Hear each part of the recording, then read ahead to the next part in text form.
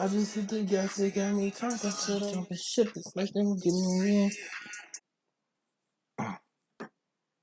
What's the word, YouTube? We back at it again with another one, man. You feel me? Today we're gonna be reacting to Active Serial Killers 2022, man. You feel me? Most of these people I think are still active, so we're gonna get right into it, man. Let's get it. Thanks to modern-day policing methods, most murders are solved. They have arrested an alleged serial killer. Their suspect was captured this morning. Police have arrested a suspected serial killer. However, on occasions, even the most heinous of villains are never caught due to botched policing, a lack of witnesses, zero evidence, or just through the sheer luck of the killers themselves. From Brazil's biggest nightmare to the monster of Florence, let's look at 3 active serial killers that still terrorize people of the cities they committed heinous crimes in. Brazil's Rainbow Maniac. The name the Rainbow Maniac stirs up images of some sort of fluffy, lovable unicorn mascot from the most family-friendly professional sports team in existence. It's a nickname that doesn't spark thoughts of murder and hatred in the way it rightfully should. The Rainbow Maniac goes by another name, the Parturas Park Killer, and he's far from lovable. See, the type of serial killer the Rainbow Maniac embodies is arguably the worst of the worst.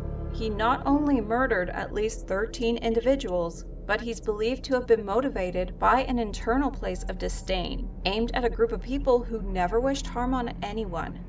A group whose members were simply trying to live a life denied to them for so many years. The Parturas Park murders occurred between 2007 and 2009 in Parturas Park in Carapicuíba, a suburb of Sao Paulo, Brazil, with the exception of one having been committed at a motel nearby. All but one of the known victims were men. All but one were shot at close quarters in the back of the head, and most of the victims' lifeless bodies were partially stripped of clothing. But the most striking and probably most disgusting piece of this killer's MO is the final similarity among the victims. Each of the people murdered by the Rainbow Maniac were LGBTQ+. Shortly after the murders were discovered, the local chief of police in charge of the investigation into the Rainbow Maniac case, as detailed by The Guardian, relayed to the press what they believed was the killer's motivation, saying, in his head, he thinks he's doing a cleanup job. The authorities are certain the Rainbow Maniac passionately hates the LGBTQ+ community and fancies himself a kind of hero who's helping to cleanse the world of a people he doesn't believe deserve to live. It's pretty messed up, but more people out there think along those same lines than we'd like to believe. The Rainbow Maniac picked his hunting grounds wisely, as Parturas Park location was perfect for his hateful crime. According to NBC, it was a meeting point for local gay men. Not only was the killer's location prime, but his timing was almost equally as impeccable. The first of the murders took place in July of 2007, as noted by The Guardian, just days after the end of the LGBTQ+ Pride Month, when the community was just coming down from 30 days of celebration. His crimes caught the stragglers and converted the joy seen the month before into a wave of fear. There's only been one suspect in the Parturas Park murders that seemed promising. In fact, there's only been one suspect arrested in the case at all. Jairo Francisco Franco, a retired sergeant for the state police, was brought in by authorities on December 10, 2008, in connection with the murders. The Rainbow Maniac left behind a witness, who the investigators deemed credible and who allegedly watched Franco blast 12 rounds into a gay man at Parturas.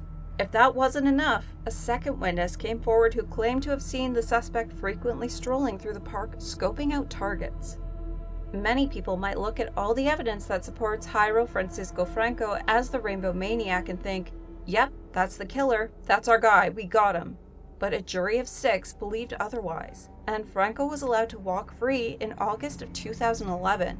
Since no killer has been convicted in the Rainbow Maniac case, nobody can officially say one way or another if this man was behind the murders.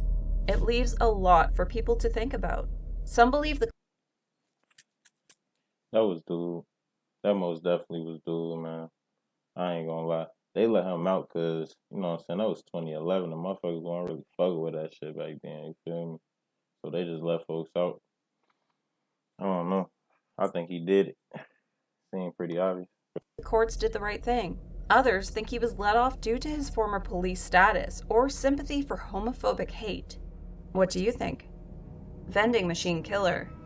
Everything about the vending machine killing suggests this murderer differed from the average serial killer in notable ways and joined the ranks of the most sadistic in others. First off, the only type this killer targeted was whichever poor soul slipped a few yen into a soda machine. Second, unlike the majority of serial killers out there, the vending machine killer didn't murder his victims face to face. As reported during the time of the incidents, he used poison and slipped it into beverage bottles left in the dispenser slot of vending machines in Western Japan, so presumably he wouldn't have to watch the light fade from the victim's eyes. This poison wasn't a peaceful death. It didn't sweep his victims off with a smile. No, this poison was a brutal horror. The toxin of choice for the vending machine killer was paraquat, a herbicide poison with a torturous kick. When paraquat is ingested, it tears the body up over days or weeks. According to ClinMed International Library, the poison is filtered through the kidneys, which quickly destroys the victim's ability to remove it from the system shortly after circulation begins. Shit like this is scary, bro. Cause it's like, damn, what if I grab a water bottle or something like that and I drink it and I'm fucked up, you feel me? Just randomly. Like, it be some real sick people out there, G. I don't understand it. It can then cause Like, the what would make organs you to think shut to do down something one like by that? one. But the real killer is in the lungs.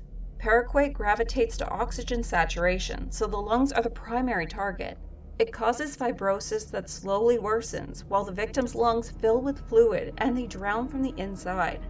The vending machine killer performed his attacks with intelligence. He devised a simple yet highly effective method of murder that kept him from raising suspicions while breaking his way into machines across the country to taint beverage bottles.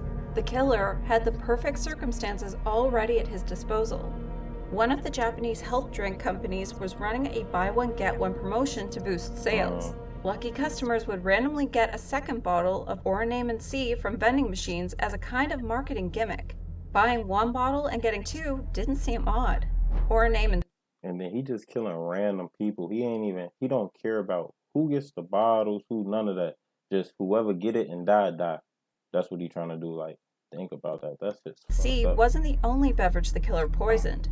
In several cases, the murderer laced Coke products instead, but the 2-for-1 special made Oroname C easier to get into the hands of unsuspecting locals.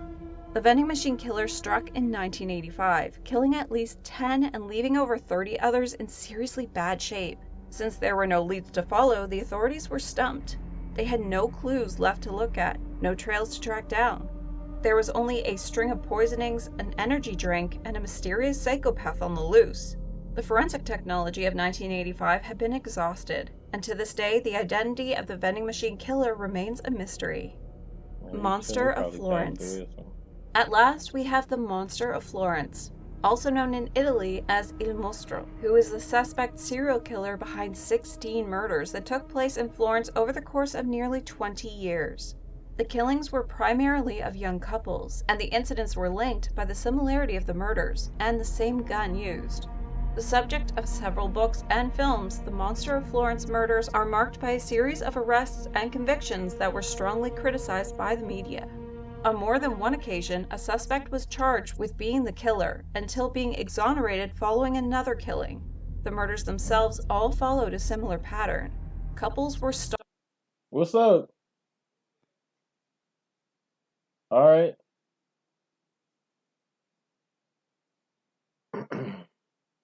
stalked at night before being shot and stabbed to death. The first murder was of Antonio Lobianco, age 29, and Barbara Locci, age 32, who were both shot by a .22 Beretta. The husband of Locci was initially charged with the murder, spending 6 years in jail, but was released after further couples were murdered using the same gun. The final murder occurred in 1985, 6 years in after jail? Jean-Michel Kravishvili and Nadim Marayat were killed on a camping trip in Italy. Shot and stabbed while in their tent, Jean-Michel was killed while trying to escape, while Marayat's corpse was heavily mutilated. The murderer sent a gloating note to the state prosecutor, which was received shortly after the discovery of the corpse. Despite all of the arrests associated with the case, the general consensus is that the real Monster of Florence has never been found. Many witnesses had stated that the murdered couples said they had been harassed by an unpleasant and weird man shortly before the killings took place, but no conclusive evidence has ever been found for the serial killer's identity. Do you think these killers are still at large? They probably passed away. A lot of them be dead. That's why they don't be killing no more. But most of them be having fucked up childhoods, stuff like that. I don't know. But hey, we gotta. Yeah, Rex on me.